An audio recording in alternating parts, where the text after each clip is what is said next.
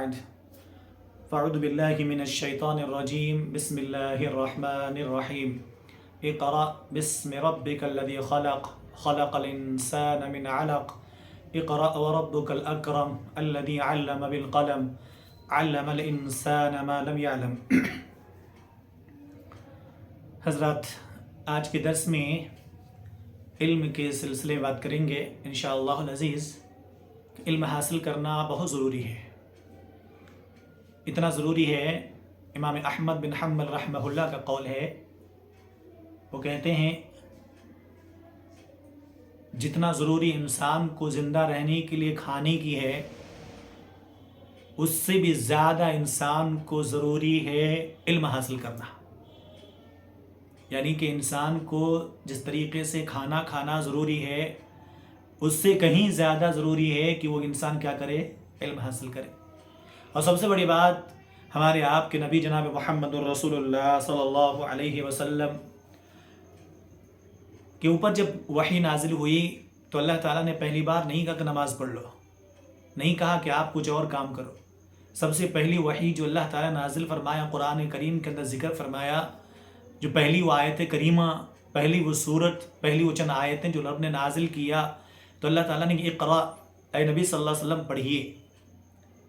وہ وقت تھا جب اللہ نے کہا جبریل امین کے ذریعے سے پڑھیے، تو اللہ کے نبی نے کیا کہا تھا؟ ما انا بقاری، میں پڑھا ہوا جی ہاں، ما انا بقاری، میں پڑھنے والا نہیں بلکہ میں پڑھا ہوا نہیں ہوں۔ ہاں جی، آپ کچھ کہہ رہے نہیں؟ ہاں، میں پڑھا ہوا نہیں ہوں، میں پڑھنا نہیں جانتا۔ تو یاد رکھیں، اللہ تعالیٰ نے کہا اقرأ باسم ربک الذی خلق، پڑھیے اس رب کے نام سے جس نے آپ کو پیدا کیا۔ خلق الانسان من علق، انسان کو لوتھڑے سے، خون کے لوتھڑے سے اللہ نے پیدا کیا۔ تو اللہ تعالیٰ نے یہاں پر کہا سب سے پہلی چیز پڑھنے کے بارے میں، پھر اس کے بعد اللہ نے کہا بھی تو پڑھنے کے لیے کس چیز کے بارے میں؟ رب کے بارے میں، جس رب نے ہمیں پیدا کیا۔ تو علم حاصل کرنا سب سے پہلے کس کے بارے میں؟ اللہ تعالیٰ کے سلسلے میں۔ جی اللہ، سب سے پہلے اللہ کا علم حاصل کرنا، ہمارا رب کون ہے، ہمیں کس نے پیدا کیا، کیوں پیدا کیا، اس چیز کا علم ہونا ہر ایک انسان کے لیے ضروری ہے۔ اور یاد رکھیں، ام سلمہ رضی اللہ عنہا کہتی ہیں جب ہمارے گھروں کے اندر بچے چھوٹے ہوتے، بولنا سیکھتے تھے، تو ہم سب سے پہلے یہ کہتے تھے، انگلی کا اشارہ آسمان کی جانب کر کے کہتے تھے کہ آپ کو پیدا کس نے کیا؟ اللہ تعالیٰ۔ اور اللہ کہاں ہے؟ اللہ تعالیٰ آسمان پر ہے۔ تو سب سے پہلے ہمیں جو پڑھانا ہے، ہمیں جو علم حاصل کرنا ہے، تو اپنے رب کے سلسلے میں علم حاصل کرنا ضروری ہے، بہت ضروری ہے۔ اسی لیے کئی ایک اقوال آتے ہیں کہ اس میں کن عالمن، آپ کو کیا بننا چاہیے؟ علم حاصل کرنے والا، عالم بننا چاہیے۔ او متعلمن، اگر آپ عالم نہیں بن سکتے تو کیا کہا؟ ابو دردہ رضی اللہ عنہ اور دوسرے ایسے اقوال بہت ہیں کہ کن عالمن، آپ عالم بنیے، عالم بنیے آپ۔ او متعلمن او مستمعن، کتنی چیزیں ہوئی؟ کن عالمن، یا تو عالم بن جائیے، او متعلمن، یا سیکھنے والے بنے۔ جی، چاہے تو عالم بنے، سکھانے والے ہوں۔ اللہ کے پیارے نبی جناب محمد الرسول اللہ صلی اللہ علیہ وسلم نے اس لیے بیان فرمایا، خیرکم من تعلم القرآن وعلمہ، سب سے بہترین انسان کون ہے؟ ہاں جی، سب سے بہترین انسان وہ ہے جو علم کو حاصل کرے، دوسروں کو پہنچائے، خود علم سیکھے، دوسروں کو سکھائے۔ تو اس لیے کہا کن عالمن، آپ عالم بنیے، سکھانے والے۔ او متعلمن، یا تو آپ سیکھنے والے بن جائیں، او مستمعن، دونوں بھی چیز نہیں ہے، کم سے کم سننے والے بنیں۔ اور تیسرے اقوال یہ ہیں کہ او محبن، کہ آپ کے تو عالم سے محبت کرنے والے بن جائیں۔ آج کیا ہوتا ہے؟ اللہ اکبر، معاشرے کا حالات کو پتہ ہے آپ کو، کیسے کیسے لوگ ٹچ ہوتے ہیں،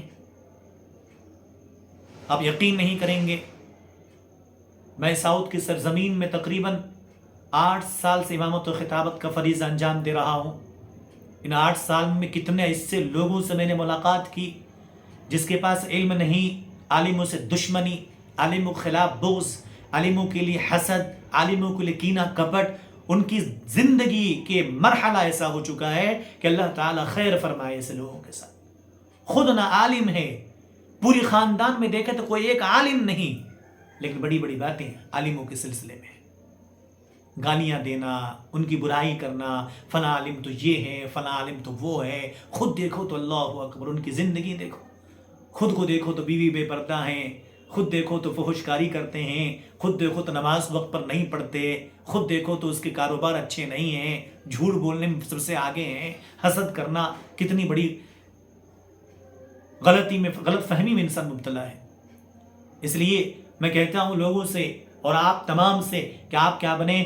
سیکھنے والے بنیں، یا تو سکھانے والے بنیں، یا تو عالموں سے محبت کریں، اس لیے کہ وہ علم حاصل کر کے وہ لوگوں تک پہنچانے کا کام کرتے ہیں۔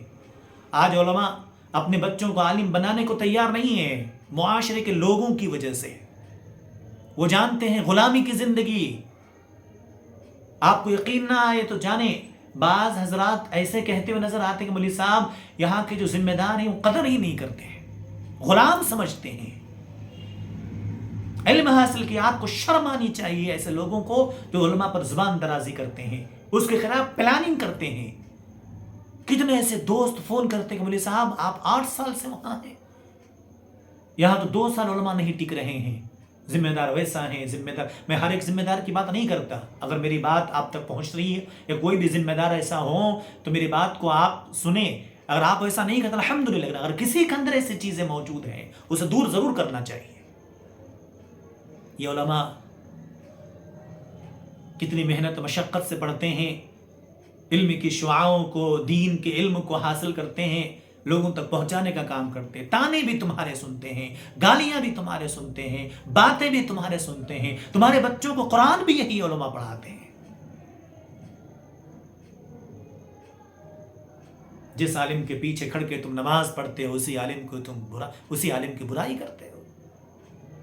تو اسی لیے کہا کہ آپ کن عالما، اب عالم بنیے، او متعلما، یا تو آپ سیکھنے والے بنے، او مستمعا، یا تو آپ کیا کیجئے؟ سننے والے بن جائیے۔ نہیں تو کہا ومحبا ولا تکن للخامس، پانچوں بننے کی کوشش نہ کریں، غیبت کرنے والے نہ بنیں۔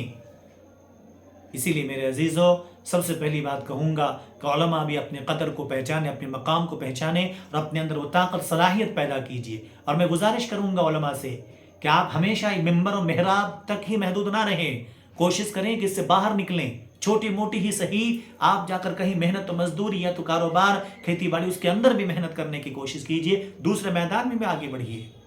لیکن پھر وہی بات آتی ہے، بعض جگہوں پہ تو ایسے ہیں کہ اللہ اکبر، خطبے کے جمعہ کے خطبے پڑھانے والے کوئی نہیں، بدعقیدگی ہوتی ہے۔ اور یاد رکھیں ایسے لوگ جو کہ علماء پر زبان درازی کرتے ہیں، ان کے نسل میں ایسے لوگ پیدا ہوتے، ایسے لوگ جو دین سے بیزار ہوں، دین کو دین نہیں بلکہ دین کو اپنا جاگیر سمجھ کے رہتے ہیں۔ تو میرے عزیزو، میں سب سے گزارش کروں گا کہ آپ خود جو علماء ہیں، علماء کی قدر کریں، علماء سے محبت کریں، علماء کے خیر خواہ بنیں، اور یہ ہمارے دین کو لوگوں تک پہنچانے، رب تعالی نے قرآن کریم کے اندر جو ذمہ داری اور رسول اللہ صلی اللہ علیہ وسلم کی زبان مبارکہ سے جو باتیں کہلوائی، پھر نبی نے کہا العلماء ورثۃ الانبیاء، یہ علماء انبیاء کے وارث ہیں، ان باتوں کو پہنچانے کی کوشش کرتے ہیں، تو آپ ان کی قدر کریں، ان کے خیر خواہ بنیں، اس کے دشمن نہ بنیں، اللہ کے واسطے ان کے گھر کے جائزہ لیں بڑی ہی محنت و مشقت سے۔ اور تعجب تو یہ ہوتا ہے، بعض لوگ تنخواہ پہ بات کرتے ہیں، بڑھانے کی کوشش نہیں کرتے۔ علماء کی قدر کیجئے، علماء کو زیادہ سے زیادہ، میں اب تعجب کریں گے آپ، ایک بات تو بہت زیادہ کھلتی دلوں کو، آپ دیکھیں گے شادی بیاہ میں لاکھوں روپے کے کیمرے لگے ہوئے ہیں، ویڈیوز چل رہے ہیں، فوٹوگرافی ہو رہی ہے، سب کچھ ہو رہا ہے، کھانے میں فضول خرچی تو مت پوچھیے، اللہ اکبر۔ لیکن کوئی ایک عالم آ جائے نکاح پڑھانے کے لیے، اللہ نہ خدا نہ خواستہ پیسے مانگ لے، تو پھر دیکھیے کیا باتیں ہوتی معاشرے میں۔ اجی وہ تو عالم نکاح پڑھانے کا پیسہ مانگتا ہے، کسی نے اگر دے بھی دیا الحمدللہ تو کتنا دیں گے؟ 1 2۔ اللہ کے بندے، اگر اس عالم کی گھر کی کنڈیشن دیکھ لو کتنی غربت میں ہوتی ہیں، ان کے گھروں کے اندر بھی بیٹیاں ہوتی ہیں، بہنیں ہوتی ہیں، شادی بیاہ کے معاملات آتے ہیں۔ اس لیے ہمیں چاہیے کہ علماء کی قدر کریں اور علماء کی خیر خواہ بنیں اور علماء کے تنخواہوں کی طرف نظر ثانی کرنے کی کوشش کریں، کیونکہ یہ دین کے رکھوالے ہیں، یہ دین کو پہنچاتے ہیں، ممبر و محراب پہ کھڑے ہو کر لوگوں کے تانے بھی سنتے ہیں اور لوگوں کے بچوں کو پڑھاتے بھی ہیں، جنازے بھی یہی پڑھاتے، تمہارے نکاح بھی یہی پڑھاتے، اور سب سے بڑی بات سب کچھ قربان کر کے یہ علماء صرف چاہتے کہ اللہ ہمارا کیا ہو راضی ہو جائے، رب کی دین کی تبلیغ ہو جائے، رب کے دین کا رب کے پیغام کو عام کیا جائے۔ تو میرے عزیزو آج کی درس میں اتنا ہی، پھر انشاءاللہ اگلے درس میں کچھ اور باتیں آپ کے سامنے لانے کی کوشش کروں گا۔ اللہ سے دعا کریں کہ اللہ تعالی ہمیں علم حاصل کرنے، اس پر عمل کرنے اور علماء کی قدر کرنے والا بنائے، آمین۔ وآخر دعوانا ان الحمد للہ رب العالمین، والسلام علیکم ورحمۃ اللہ وبرکاتہ۔